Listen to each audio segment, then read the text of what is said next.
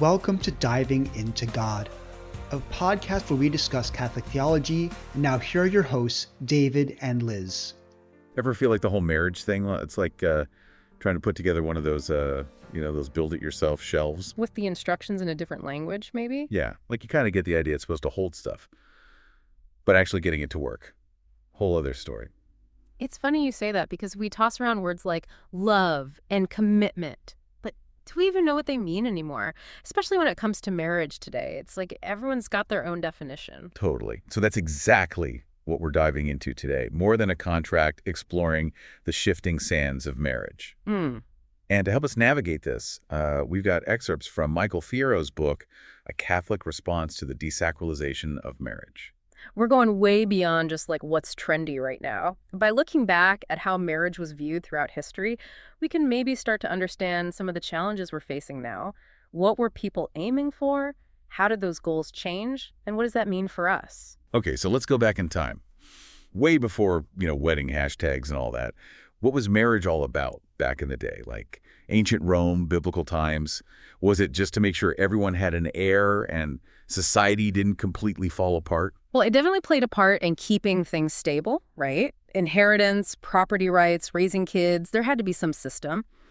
But it's not like it was just a business deal either. You had these legal commitments between spouses, expectations of fidelity, being faithful, and the whole fitting into the larger social order thing. It wasn't just about the two people getting hitched. Right, so it was like a contract, but with way higher stakes than, like, who does the dishes. Exactly. And in some cultures, there's even this connection to a sacred order, this idea that marriage isn't just something humans made up, but it's got this deeper meaning. Interesting. So even back then, they were wrestling with the bigger questions about why get married at all.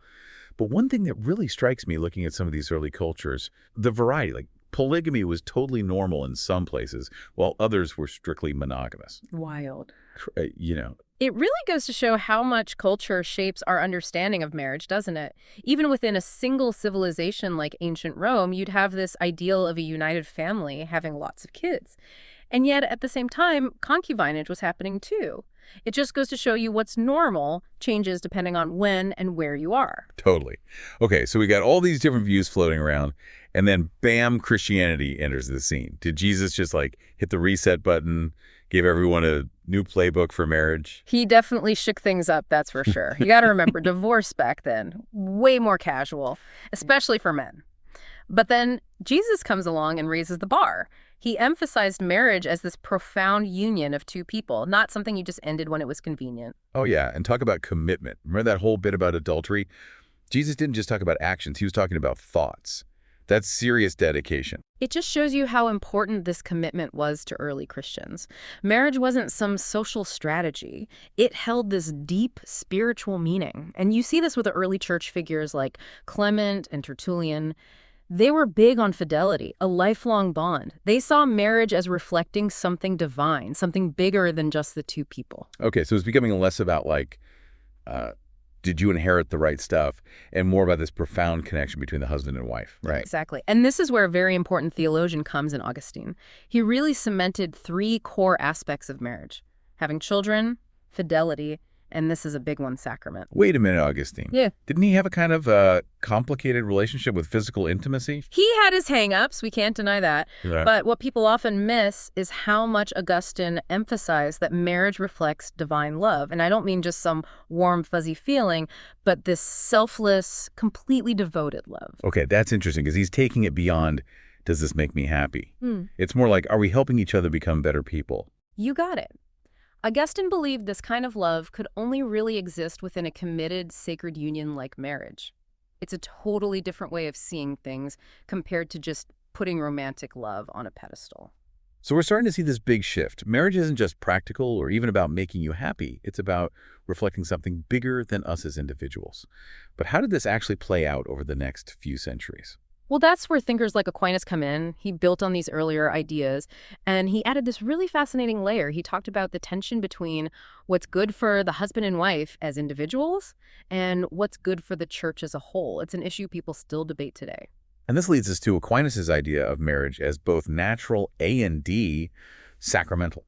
Now, to be honest, Sometimes these theological terms, they kind of make my head spin. Can you maybe break that down? What does that actually mean? Sure. So Aquinas saw marriage as inherently good. It's natural. It's how we're designed to create families and keep society going. But for Catholics, it's also elevated to a sacrament, something that gives grace to the couple. So it's like marriage comes with this invisible power-up, something that helps you live out this serious commitment. Exactly. It's like, think about a close friendship. You've got that natural bond, but sometimes you need a little extra something to get through the rough patches. That's what grace does in marriage. It strengthens the love, especially when things are tough. Okay, yeah, that makes a lot of sense. So we're seeing this really complex and rich understanding of marriage develop over centuries, but then plot twist. The Reformation happens. It kind of throws a wrench in the works, doesn't it? What happens to all these ideas about marriage when you get to guys like Luther and Calvin? Let's just say they definitely shook things up. Luther, for example, he had a much more, shall we say, pessimistic view of human nature. He thought sin was so powerful that true self-giving love, almost impossible. And if you can't even trust your own nature, that's got to affect how you see everything, Right. including marriage. Exactly. So for Luther, marriage becomes less about spiritual growth or finding your soulmate, and more about damage control. He saw it as a way to keep our sinful impulses in check, especially lust, and to keep society orderly. Not exactly the most romantic view, huh? Definitely not. So Luther's approach, it's more practical, you could say. What about Calvin? Where'd he land on all this? Calvin's interesting because his views that kind of evolved over time. At first, he's with Luther, the state's role is important, marriage keeps things in line. But then he changes his tune. He moves towards a covenantal understanding of marriage. God's a key player now. So not quite a sacrament like in Catholicism, but still more than just a contract, right? You got it. That spiritual aspect is still there. And it's actually really interesting that this covenantal view, with its emphasis on personal commitment, AD God being involved, it actually paves the way for some of the changes that happened during the Enlightenment. Okay, so now we're getting into the era of reason and individual freedom. Something tells me things are about to get interesting in terms of how people see marriage. So what happens when Enlightenment thinkers like John Locke come onto the scene? You better buckle up, because this is a big one. Individual rights are suddenly everything, like John Locke and his emphasis on personal autonomy. And marriage. It's now seen mostly as a private contract between two equals. No more church or state interference. It's like you're taking all those layers of meaning, all that tradition, and suddenly it's stripped down to the bare minimum. Exactly. Now it's all about individual choice and each person getting what they want. Sounds great on paper, right? Okay. But, and this is a big but, this shift to individual freedom, well, it comes with a whole new set of consequences, a lot of which we're still dealing with today. And that is where our deep dive into how we understand marriage today truly begins. But we're going to have to pause there for now. Stick around, though. Things are about to get really interesting. Okay, so we've gone from ancient rituals to, the rise of the individual. And I'm guessing things didn't exactly stay put once ideas like John Locke's started spreading, right? You could say that. The Enlightenment, that's where you really see how all these historical threads came together, kind of formed what we now call modern marriage. And it's interesting because while other changes happened gradually, the Enlightenment just sped things up like crazy.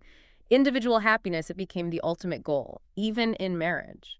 So it's less about what society expects from a marriage or even, what might be considered morally right. It's more about, does it make me happy? Am I getting what I want out of this? Almost like we're back to contracts, but this time it's all about personal fulfillment instead of family legacies and all that. And that is a huge shift. Because for centuries, people saw marriage as something bigger than just individual happiness. It was about your community, your ancestors, and for a lot of folks, it was about a divine plan. It's like we took this grand, multi-generational institution and shrunk it down. Now it's something much more immediate, way more self-focused. Okay, yeah, I see how that ties into the whole emphasis on romantic law I talked about. Yeah. If your own feelings are the most important thing, then that initial spark, that feeling of being totally head over heels, it becomes make it or break it. You nailed it. And that's where things get kind of tricky. Romantic feelings, they don't last forever. They naturally ebb and flow, right? So if your whole marriage is built on this foundation of intense emotion, what happens when those feelings inevitably change, even just a little? You get the whole falling out of love idea, which honestly wasn't even a thing for a huge chunk of history. Exactly. It's like we've decided that marriage should be this never-ending fireworks show of excitement and fulfillment. And don't get me wrong, those things are great. But the problem is that when they fade, which they always do, even a little player, We jump to the conclusion that the marriage itself is the problem. And that feeds into the idea that divorce is not only okay, but sometimes even the best option. Like, if you're not riding that happiness high all the time, why bother staying? Right. And that's a question people just did not ask for centuries. Not because they were necessarily happier, but because divorce was a really big deal. Socially, religiously. It wasn't just a personal choice. So we've gone from till death do us part being like a sacred vow to something more like till my feelings change, which, let's be real, can happen a lot faster than you can say I do. Oh, absolutely. And that puts so much pressure on a relationship, especially one that was never meant to be solely about emotional fulfillment. You know, that book we're looking at today, it actually talks about this. It describes modern love as consuming the other person, like you're trying to use them to fill some emptiness inside yourself. Okay, that's a little heavy. But I get what you're saying. It's like we end up using our partners as a means to an end. And the end goal, our own happiness. And surprise, surprise, doesn't always work out that way. Nope, it doesn't. And that's exactly why we need to remember those other parts of marriage, the ones we talked about earlier, those classic goods. Having kids, building a family, contributing to society. They might seem old-fashioned to some people, but they point to something much deeper. A purpose that goes way beyond just our own needs and anxieties. It's like we're so busy staring at the trees that we've forgotten we're standing in a forest. But you're right. It's about finding that balance, the personal A&D, the big picture, the here and now A&D, the long haul. Remembering that marriage is bigger than just the two people involved. It impacts the world around us. Absolutely. And that leads us to a really interesting question. Can marriage, really truly exist if it's just a contract? If it's all about individual rights and getting our own needs met, are we missing something essential? Man, that is the million-dollar question. And a little bit of a scary one, to be honest, but hey, that's what these deep dives are all about, right? Challenging our assumptions, even the ones that make us a little uncomfortable. Exactly. Because by asking those tough questions, by looking at the potential downsides of how we see marriage today, we can start to have more honest, more productive conversations about what marriage really is and what it could be, not just for ourselves, but for everyone. Okay, so we've got this tension going on, the individual versus the community, instant gratification versus long-term commitment. But how does that actually play out in the real world? What are the real-life consequences of this shift in how we see marriage? Well, that is the million-dollar question, and one we will be tackling right after a quick break. All right, so we're back. And, we've been talking about some pretty heavy stuff, this shift toward a more me-centered view of marriage. Well, but is it all bad? What are the real-world consequences for us, for society in general? Well, I wouldn't say it's all downhill from here, but there are definitely some serious downsides to think about. When marriage becomes all about personal happiness, it can actually backfire. Okay. Yeah, I'm curious about that. What are some of the potential pitfalls? For one thing, this constant focus on our own happiness, it can actually make us more likely to feel dissatisfied, even in relationships that are perfectly good. If we're always comparing our marriage to this impossible standard of never-ending bliss, we're setting ourselves up to fail, right? Like they say, right? Comparison is the thief of joy. And we're just bombarded with these picture-perfect images of relationships thanks social media. It totally warps what we expect. Totally. And that can create this cycle. You're always looking for something better, something more fulfilling. And ironically, that makes it even harder to actually commit and build something lasting. So much for finding the one and living happily ever after, huh? Right. It's almost like we've forgotten how to appreciate what we have, flaws and all. And this brings up another really crucial point, the impact on kids. You see, for a long time, people saw marriage as this bedrock of stability for families. It gave kids a feeling of security, of continuity. But when divorce becomes more common, well, it changes how kids view relationships and commitment. Even their own sense of security can be affected. There's that quote, right? Divorce doesn't destroy a family, it redefines it. And while some families handle it really well, there's also a lot of research about the challenges that kids of divorced parents often face. Exactly. And look, this isn't about pointing fingers or judging anyone's decisions. It's about recognizing that marriage, as it was traditionally understood, it played this huge role in passing down values, beliefs, societal norms from one generation to the next. And when that institution weakens, it has ripple effects throughout society as a whole. So it goes way beyond just individual couples then. We're talking about the bigger picture. Exactly. And this brings us right back to those classical ends of marriage, the ones we talked about earlier, having kids, social order, even that connection to something bigger than ourselves. Those might seem kind of old-fashioned in a world that's obsessed with individual choice, but they point to something really profound about what it means to be human. We're hardwired for connection, for purpose, for something that gives us a sense of belonging that goes beyond just our own fleeting lives. And for a very long time, marriage was the framework for all of that. That's a lot to think about. So we started with ancient views on marriage, then the rise of individualism, and now we're looking at the potential downsides of this shift. Right. What's the takeaway here? What do we do with all of this? I think the most important thing is simply being aware of these shifts. We tend to take our modern view of marriage for granted, but it's the result of centuries of debate and changing ideas about love, commitment, and what relationships are really all about. And by understanding that history, by really grappling with all those different points of view, well, we can start having better conversations about the challenges that marriage is facing today. More nuanced, more compassionate conversations. So it's less about saying this is the right way or that's the wrong way. It's more about asking ourselves, what do we actually value in relationships? What do we want the future of marriage to look like? Yes, exactly. Because maybe, just maybe, that process of reflection, of really thinking about it, it might just lead us to a deeper appreciation for how incredible and how important human connection really is, however that looks. It's a great point. And on that note, we'll leave you with something to think about. This whole conversation, it got me wondering, what if this whole idea of love being primarily a feeling, what if that's actually a pretty recent idea, historically speaking, I mean? And maybe, just maybe, it's kind of a limited view of love. What if there's more to it than that? Something deeper, something that lasts, something that can handle whatever life throws our way. We'll let you ponder that one. Until next time, keep asking the big questions and keep diving deep. Dive into